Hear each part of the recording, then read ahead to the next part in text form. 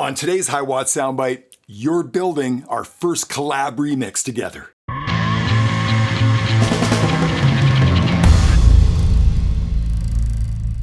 Well, am I ever excited about today's session? Just yesterday, I downloaded all of your contributions for our ohGr remix collaboration. This remix and collaboration is going to be so much fun to assemble, thanks to so many of you for contributing some killer parts. Check out some of this awesomeness.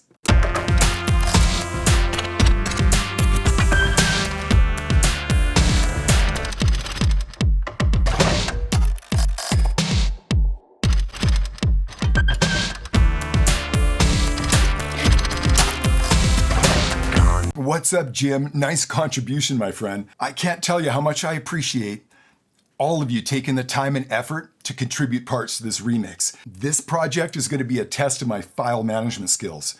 We had an overwhelmingly awesome response to this remix collab. Thank goodness we limited everyone's uploads to their 2 favorite parts. What a difference this is going to make in this remix, no question.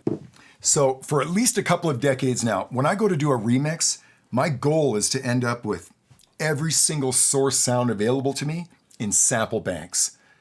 I'm not a big fan of putting remixes together in a linear form.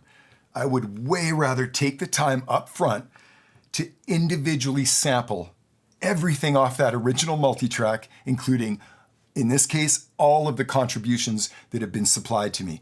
I'm going to go through each and every one of your contributions and ultimately create loops and output those loops and import them into a sample bank. This technique has produced some unbelievable results, and I strongly encourage you to give it a try.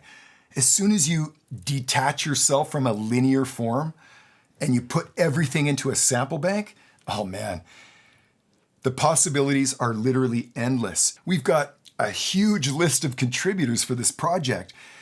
Once I have everybody's sounds and parts laid out in a keyboard, in a sampler, well, now I can start playing them together and auditioning, Johnny's drum loop against Joey's bass line, right? There's no limit to what you can get into with this. When it comes to doing remixes, every single time now, it all gets made into sample banks. Now, I know some of you can relate to this from experience. Whenever I'm given an opportunity to add a layer of production to any given sound, I'll take that opportunity every single time, because in my own experience, when you start layering those levels of production on top of one another, oh man, it's a game changer in how those mixes and how those tracks end up coming across. Here I am looking at each and every one of the sounds that you all contributed.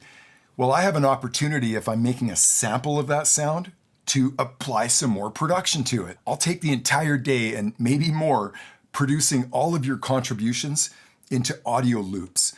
Loops that might be 2, 4, 8, 16 bars long. Audio pieces that I can ultimately drag into my sampler and have immediate access to. In my own experience, this is just a super effective means of putting a remix together, particularly one of this scale, right? Where we've got so many contributors contributing parts from all over the world. The beautiful thing is bringing all of those parts together in a sample bank so that you can actually start auditioning things and different combinations. Now, I'll be able to demonstrate what I'm talking about in next week's session when I've created all the sample banks for this project. Today, I'm just going through all of your individual contributions and producing them. I mean, part of the process of creating all these files that I then load into a sample bank is I have to go through and sort of master everything. The last thing I want is a sample bank with radically different levels of samples in there, right? I want all of those samples to be relatively the same volume so that when I go to play and audition maybe 3 different parts together, that I'm actually able to hear the results of those 3 parts playing together. When I'm taking the time to go through all your contributions, oh yeah, I'm doing the best I can to apply whatever layer of production of those sounds that I can to make them pop more, to make them jump out of the speakers. Let's check out some more of these cool sounds.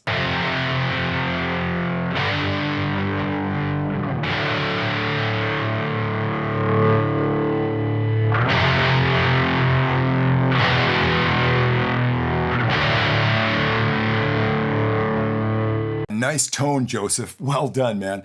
Check this sound out.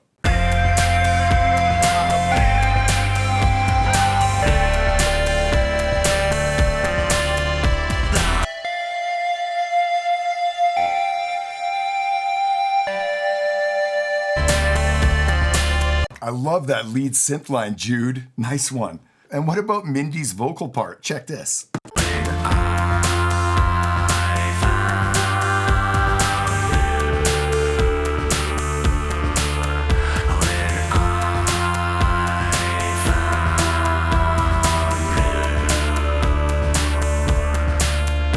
Nice job, Mindy. That track has processing written all over it. I can't wait. And what about Donovan Hunt, 11 years old, playing his cello, and his dad Randall producing it?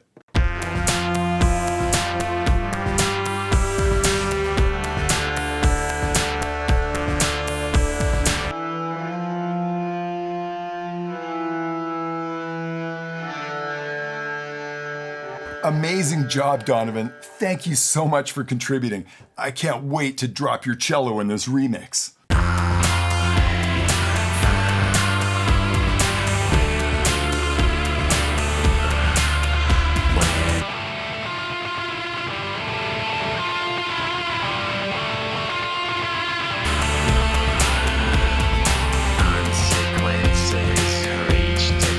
Killer tone, Mark. Thank you for that performance, my friend. And what about Tio tripping out ohGr's vocal sound through his apprehension engine? I love it. Contemplation over this. Everything disastrous is true.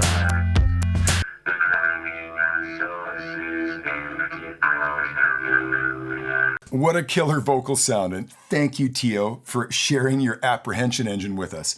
What a killer instrument you're building there. Well, thank you very much for sitting in on today's session. I think you could tell I'm excited about putting this one together. And no question, I believe that we're all going to benefit more through this process if I share a little bit of my process as I go. So this week is all about taking all of your contributions and sort of tweaking them up, giving them a bit of hiwatt production. Next week, we're going to demonstrate just how awesome it can be when we take the time to properly set these sample banks up. So definitely stay tuned next week while we dig further into this remix.